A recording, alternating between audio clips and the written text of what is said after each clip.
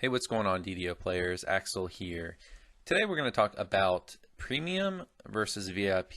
So we're going to go through what you get as VIP, what you get as premium. We're going to go through a little bit of math where we're going to calculate how much you have to spend or how long you have to play the game for premium to be worth it over VIP.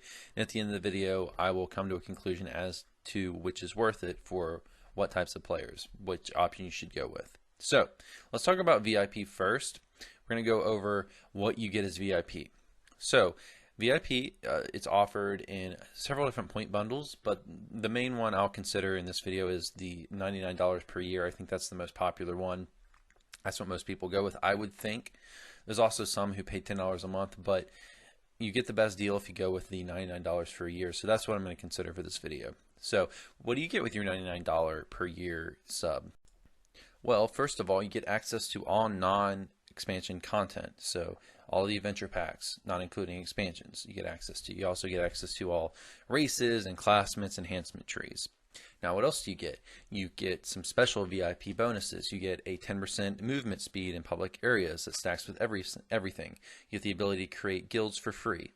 You get an extra 10% XP bonus that stacks with everything. That's probably the biggest extra benefit of being a VIP for most players is that extra VIP XP bonus.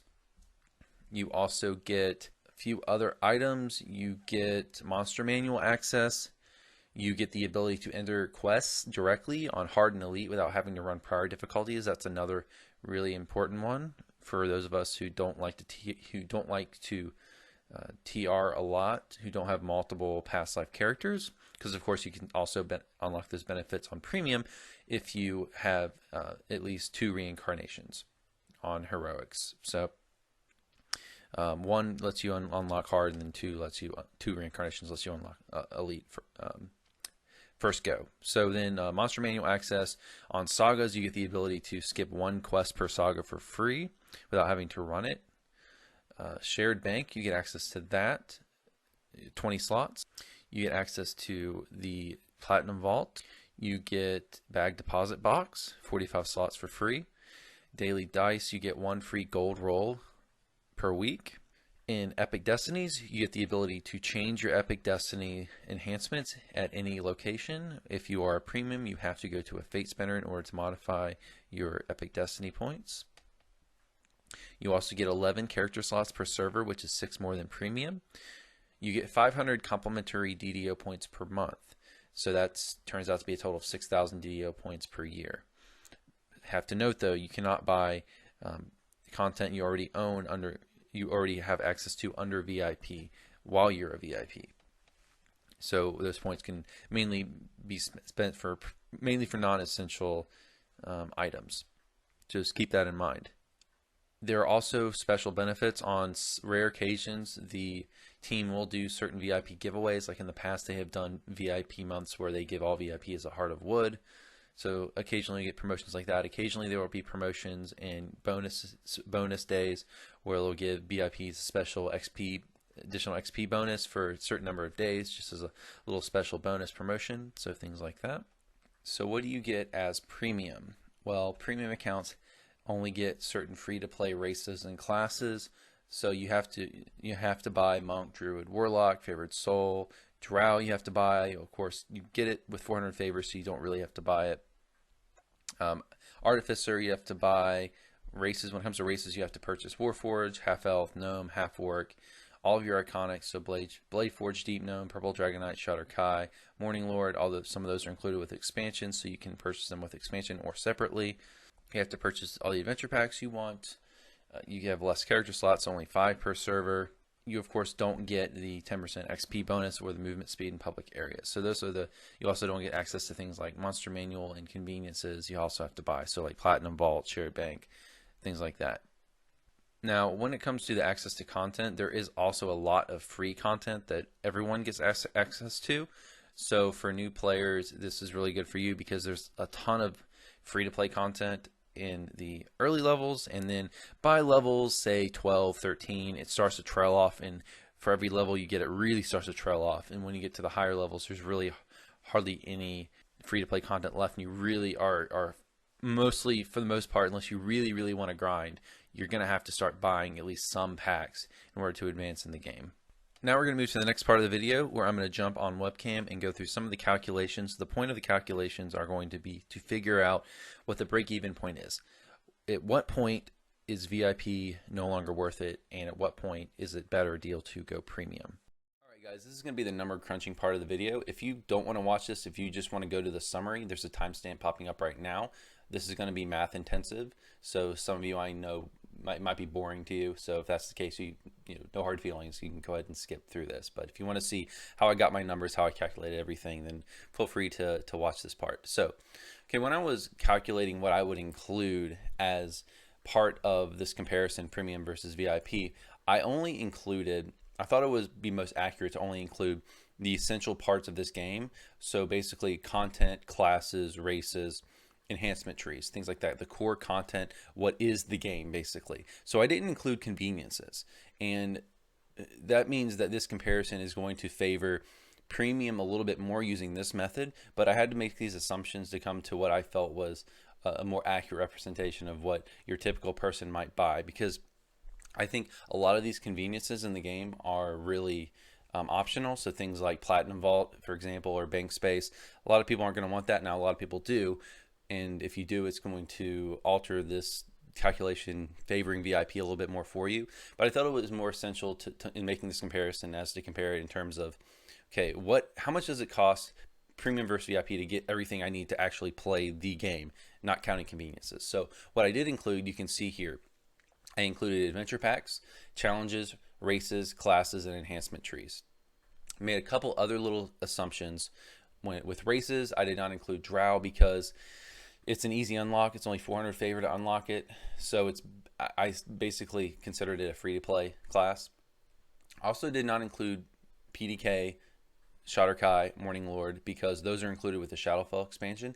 Now they are also offered optionally for points in the store, but I felt that since for this assumption, I had to assume that everyone's going to be buying the expansions, so I didn't include that a premium option. I kind of included it as part of the expansion.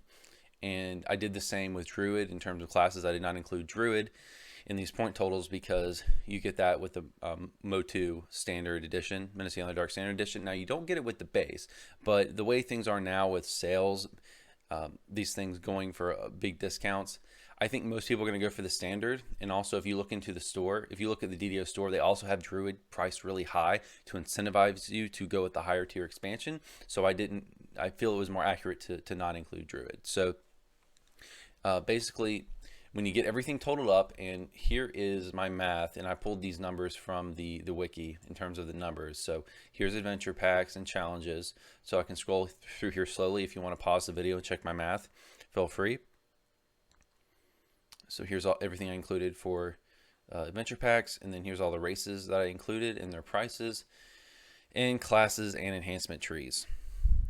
So that comes to a total of 36,255 DDO points if you want to buy everything, all the essential content.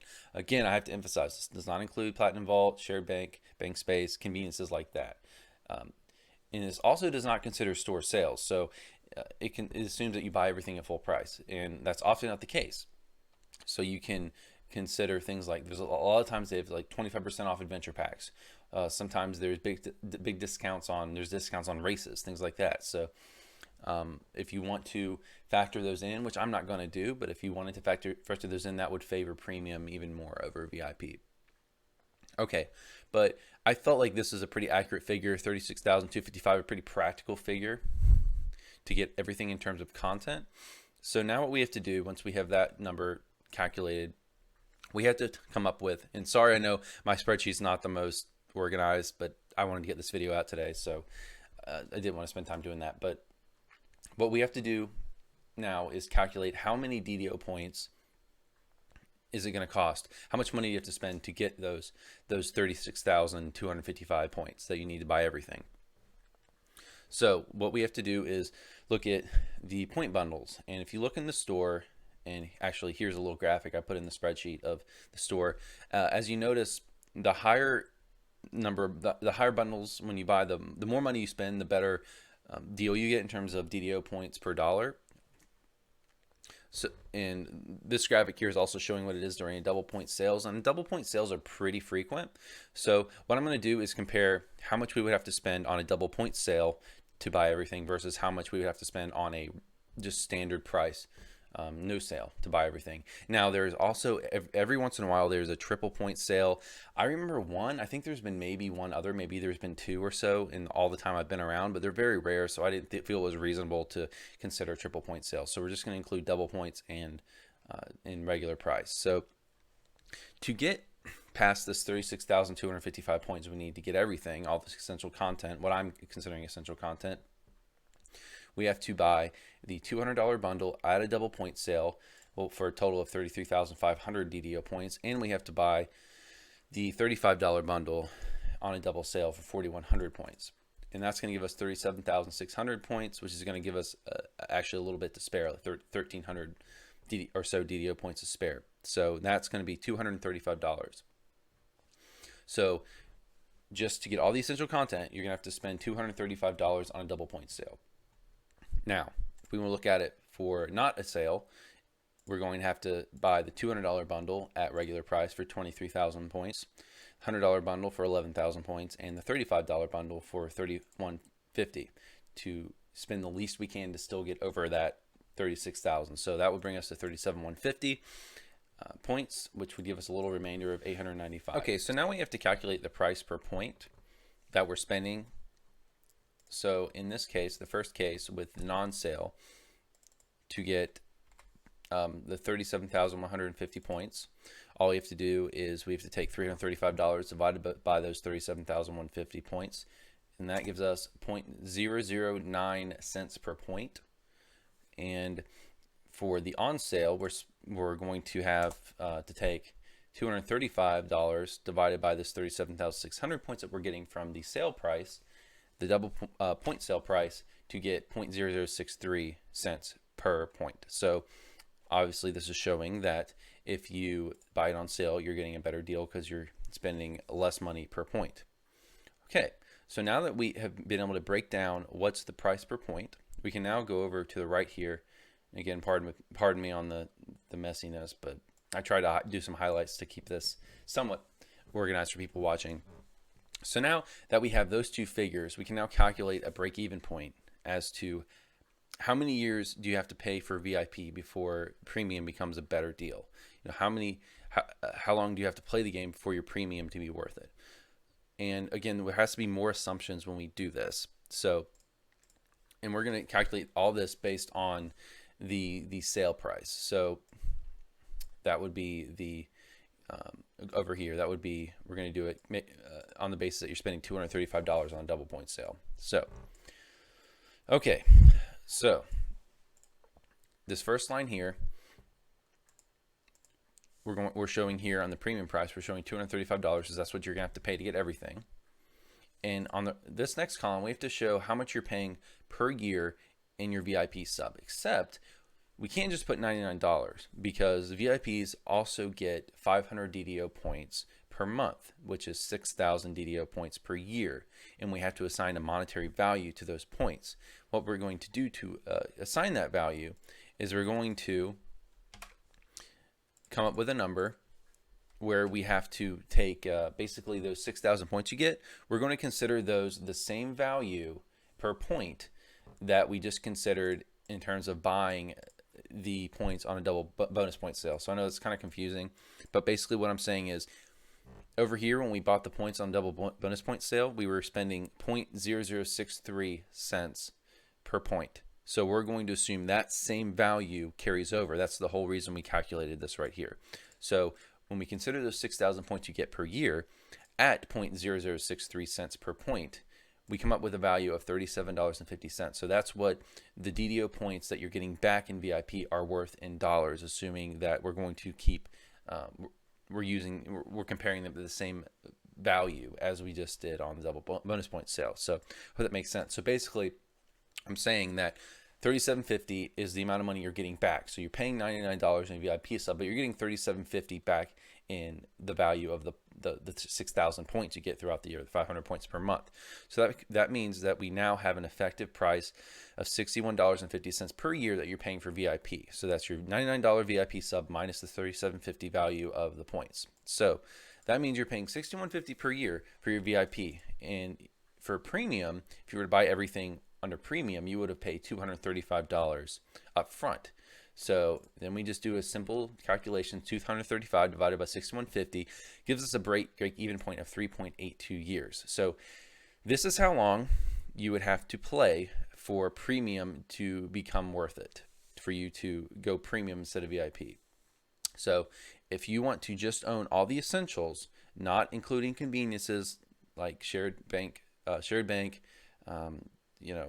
storage, Platinum Vault, things like that. If you just want to get the essential content, classes, races, enhancement trees, content, all the adventure packs, you would have to play for 3.82 years for your premium to be worth it over VIP. So if you're going to play less than that number of years, VIP is a better deal. If you're going to play more than that number of years, premium is going to be a better deal. Now, that also assumes that, again, the same value of points, that 0.0063 per point, holds true. But that might not be the case, because in premium, there's a lot of things to spend your points on. So adventure packs, races, classes, things like that. But when you get those same points back every year in VIP, you don't have as much points to spend. They actually restrict you from buying adventure packs and things if you are VIP. So what you're mainly going to be spending those points on is things like consumables, like maybe cosmetics, things like that. So XP boosters, or cosmetic companions, things like that. So those points might not have the same value to you. So if you're someone who doesn't really care about buying XP boosts or Slayer pots, if you're someone maybe who wants to just stay at cap and play at cap, then it would be faulty to assume that those points hold the same value as the points that a premium player would have. So, because you don't have as much to spend it on, because you already are given all the adventure packs and things inherently in your VIP subscription. So this is what the second block's for.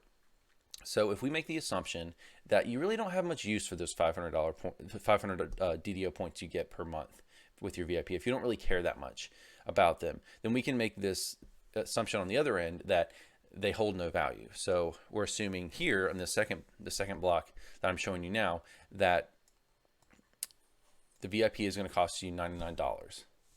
So the points that you're getting are worthless. So if we just make that assumption, the break-even point falls to 2.37 years. So VIP becomes less appealing. Okay, and I did a third block here because we can't just assume that everyone's always going to buy the points on the double bonus point sale. So I used just a quick sleight of hand method here, assuming that all the points are worth $1 per 100 DDO points, which the reason I use that is because that's a very common kind of shorthand way to state the value of the points. A lot of people will just offhand say in the community that, hey, 100 DDO points is worth about $1, and that's fairly representative, I think, of what people will spend their points on, because realistically not everyone's going to spend their money on a bulk amount of points. Most people are going to buy the lower packs here and there. They might spend $8, even though it's a lot less efficient in terms of points you get. It's more realistic that people are going to spend maybe a little bit of money over a long period of time in small intervals than actually make one bulk purchase. So in this case here on the bottom, I assume that the points you're getting back in VIP are worth $1 per 100 DDO points. So for that, the value of your VIP sub actually increases even more, because you're not only paying $39 per year effectively for your VIP sub, because again, we're assuming $1 per 100 points, and with 6,000 points you get back every year, that means those points have a value of $60 throughout the year. So you're only paying $39 effectively if the DDO points you're getting back hold a value to you of $1 per every 100 DDO points. So if you do that, VIP becomes much more appealing, much more appealing. So it would be a whole just over 6 years you would have to play for premium to be worth it. So what does this all mean?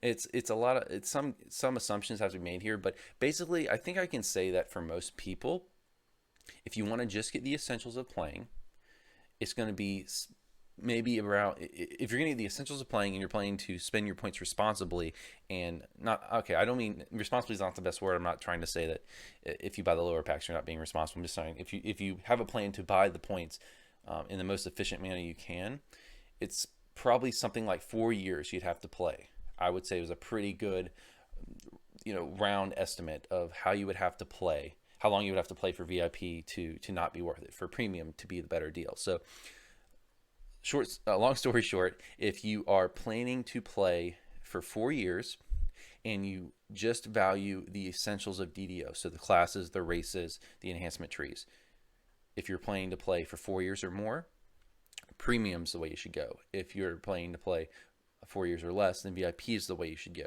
Now, obviously, this is just referring to access to content, so it does not include things that really are hard to quantify, like the 10% bonus that VIPs get to XP, which for a lot of players I think is going to make VIP worth it alone and make this whole calculation we just did really obsolete. Because if you play a lot, the 10% VIP bonus is going to be worth a lot more to you. So this is just a calculation based on access to content. It does not refer to it ignores the value both of conveniences and the value of the 10% XP bonus and any other special VIP conveniences that they might get, like the faster run speed in public areas and the access to not have to run to a fate spinner to reorganize their Epic Destiny points, things like that. So again, in summary, I think that 3 to 4 years is a good estimate for the number of years you have to play before premium becomes a better deal in VIP when it comes to access to the core content of the game, the heart of DDO.